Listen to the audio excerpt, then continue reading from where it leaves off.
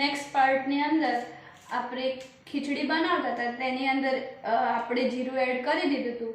હવે એની અંદર આપણે લીલા મરચાં અને લીમડો સમાર્યો છે તે એની અંદર એડ કરી દઈશું.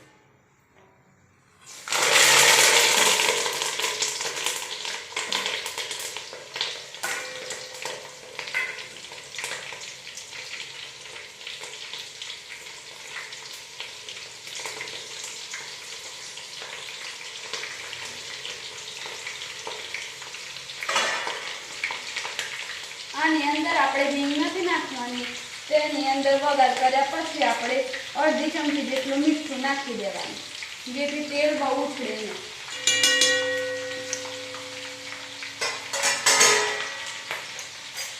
હવે એની અંદર આપણે બાફેલા બટાકા છે જે સમાર્યા હતા તે એડ કરી દેવાના. ગેસનું વોલ્યુમ થોડો ધીમો રાખવાનો, જેથી બટેકા બહાર ઉછળે નહીં.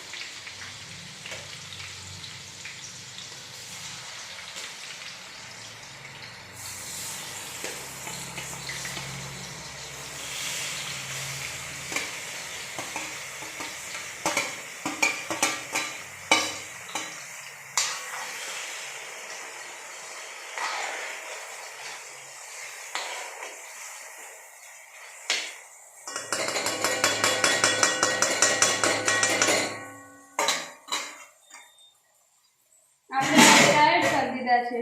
હવે સાથે સાથે આપણે સિંગ પણ એડ કરી દઈશું, જે આપણે શેકીને વાટી લીધેલી છે.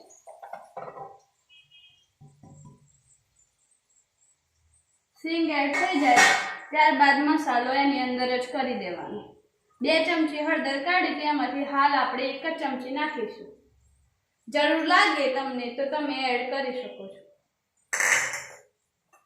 જે 4 ચમચી મરચું કાઢેલું હતું એની અંદરથી તમારા સ્વાદ અનુસાર મરચું નાખી દેવાનું. હું અહીંયા 4 મોટી ચમચી મરચું એડ કરી રહી છું. હવે ત્યારબાદ આપણે એની અંદર મીઠું પણ એડ કરી દઈશું. મીઠું પણ તમે તમારા સ્વાદને અનુસાર એડ કરી શકો છો.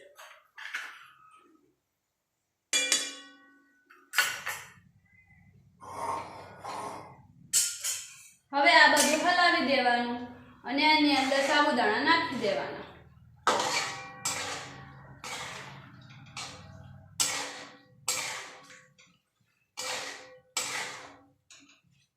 આની અંદર આપણે તેલથી જ બનાવવાનું, એટલે પાણીનો યુઝ કરવાનો નહીં.